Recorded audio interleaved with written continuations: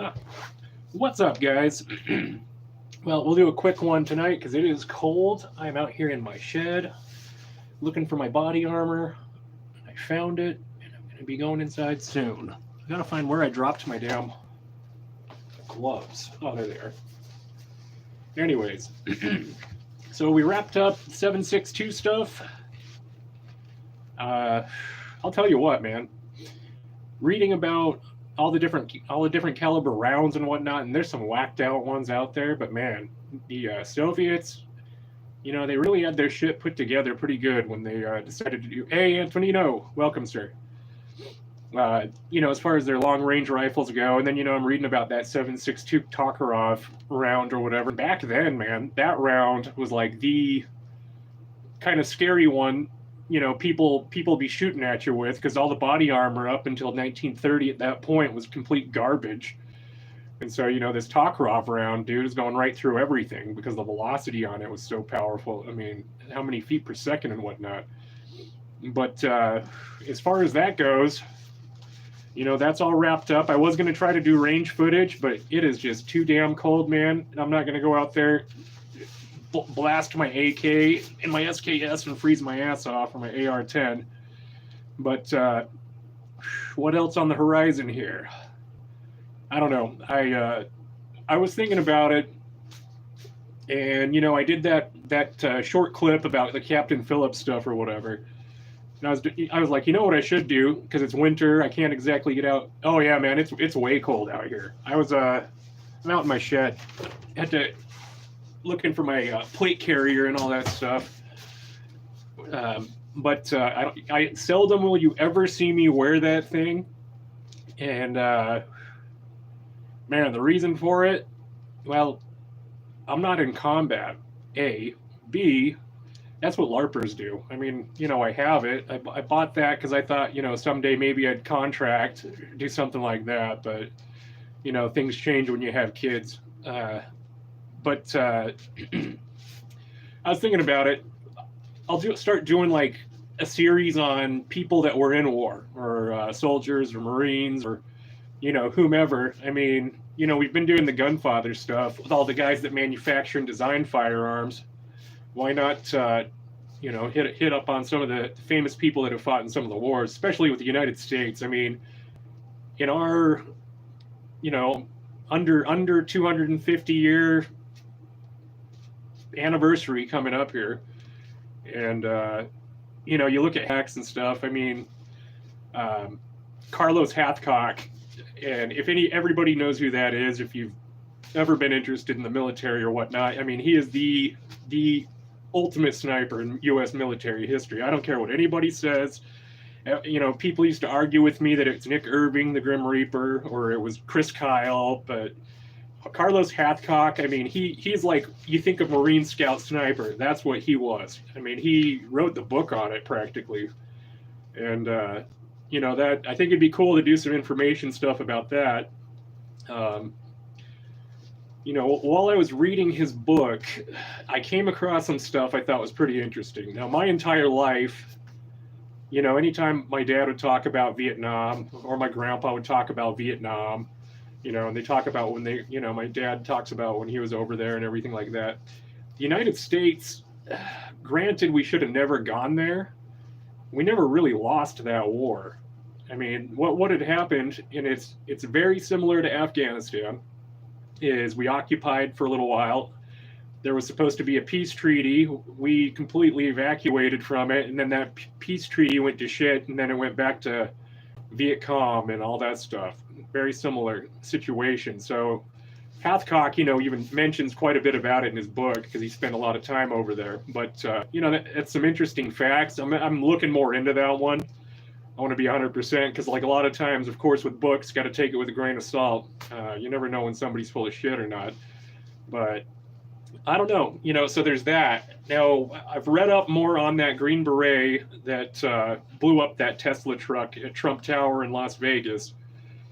I think the manifesto and all that junk that was on Sean Ryan about it, like, I guess, so the guy's manifesto letter said something along the lines of these drones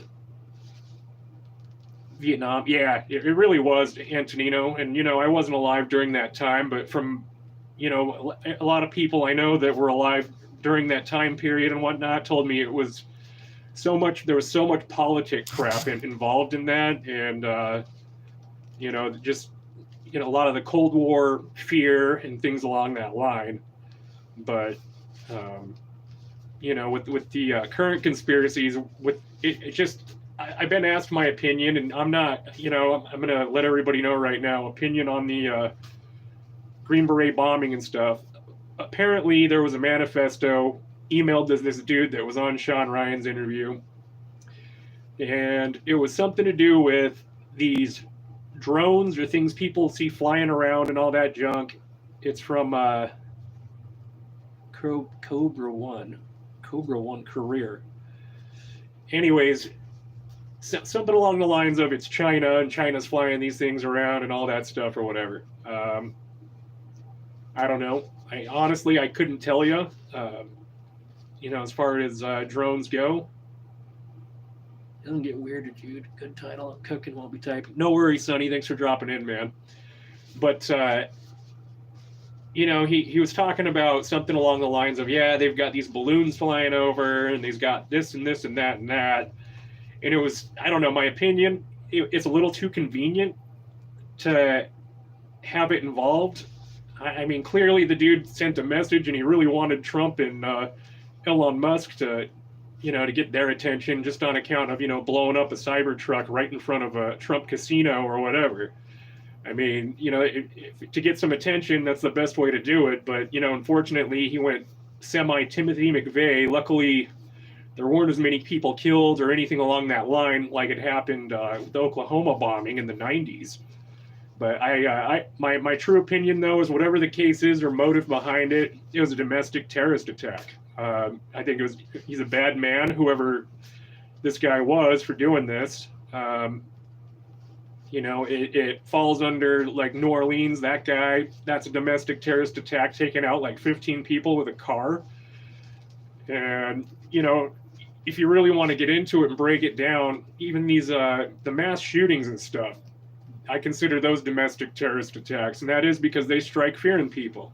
Whenever a tragedy like these hit, and especially when it comes to the school shootings and whatnot, because everybody loves kids. Kids are innocent. Kids, the one group of people, that should just be left alone and untouched getting massacred. And it's like, they're doing that to strike fear in people. Everybody panics afterwards. Everybody freaks out. Political people start throwing their agendas around, whether it be anti-firearms or whether it be mental health issues or whether it be gender issues or whatever the case is, and these people doing this, granted, mass shooters, most of the time they commit suicide or get shot in the process.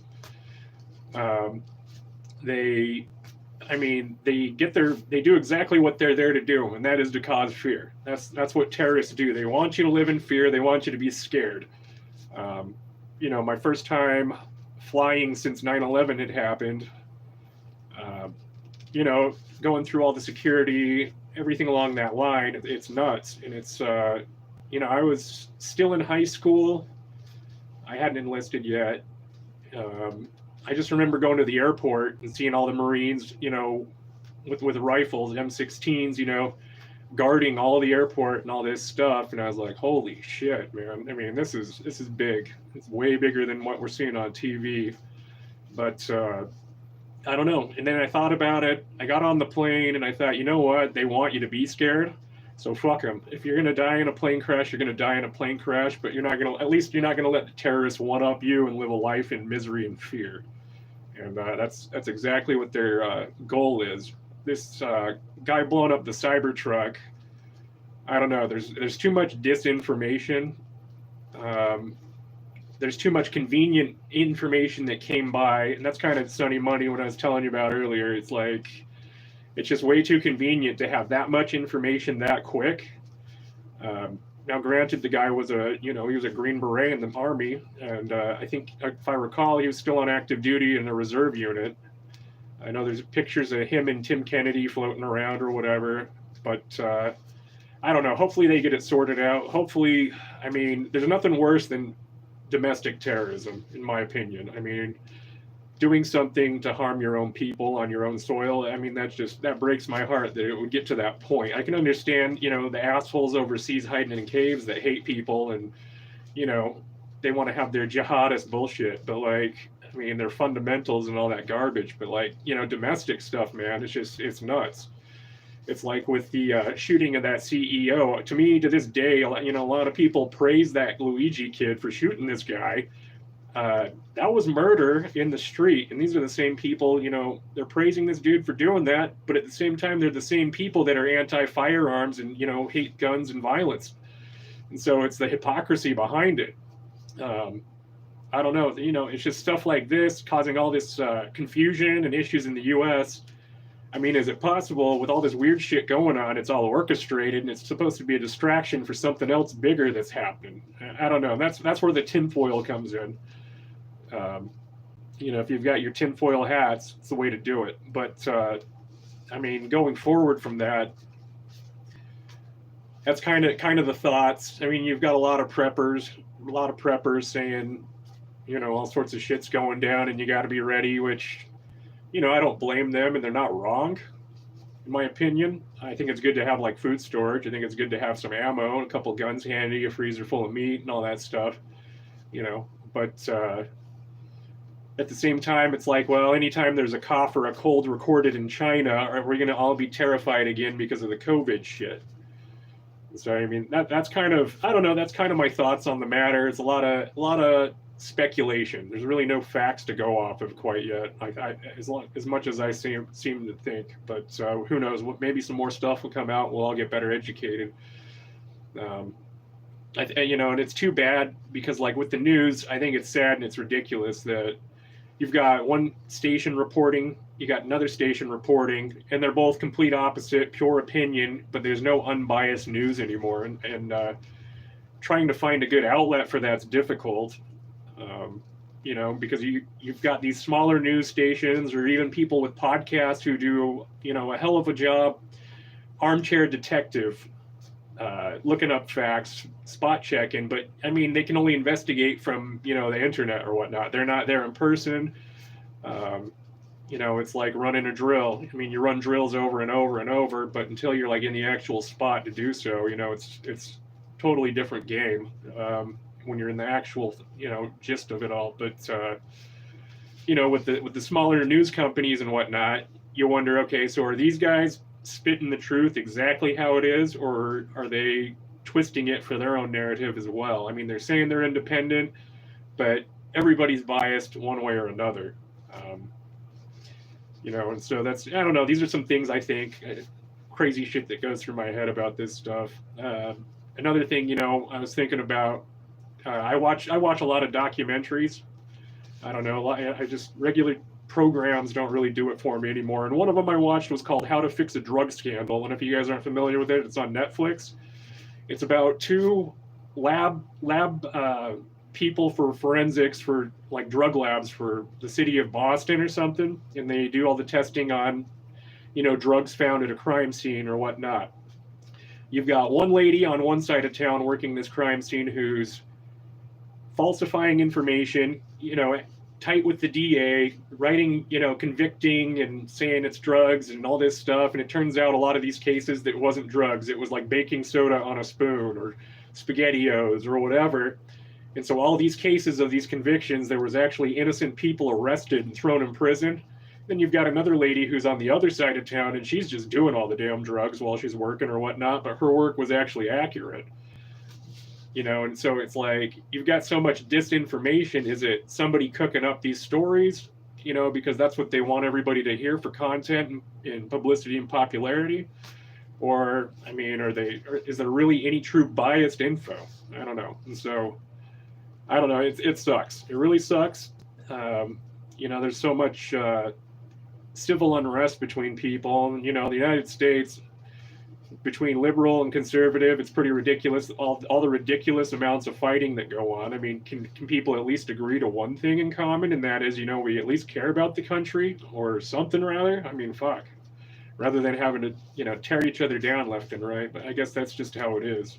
But anyways, content though, back earlier, and then I'm gonna hop off because I'm freezing my cojones off out here. It's cold. My fireplace isn't working as well in here as I thought.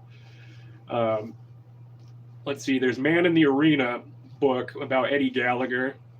And if, for those of you that aren't familiar with Chief Gallagher, he was Navy SEAL. They tried to charge him for a war crime that he was innocent of. He was found innocent. You know, they let it, you know, he got to keep his trident, retire, and all that. But they really tried to railroad this dude bad. And it was all politically based. And so, you know, Antonino, for instance, earlier when you're talking about the political quagmire and all that junk with Vietnam, this one with Eddie Gallagher, it's kind of the same thing. People that want promotions and people that want convictions. When, you know, prosecutors, their real job is to present the evidence, for the jury to decide. But anyways, guys, that's my thoughts. I'll do his. I've got Carlos Hathcock. There's some other cool ones that I think you guys will enjoy, and you know, we'll do some other calibers. And I'm still trying to figure out how to do the maintenances for everybody, especially when it comes to like your basic rifles, you know, your more common ones, the 12 gauge shotgun, you know, Remingtons or Mossbergs, or do some maintenance like Ruger 1022s, you know, just the basics. Just trying to figure out how to work with YouTube around that one, because a lot of people are getting shit shot down. Like one of the other ones, it's stupid, is with the AK or the 7.62-39 video, they marketed or labeled it adult 18 years or older to watch it, and that being the case because of automatic weapons in it, and there's no automatic weapons in it, it's ridiculous. But anyways, you guys take care. Thanks again. Sorry I kept cutting out like that. It's cold as hell out here. You guys have a good one.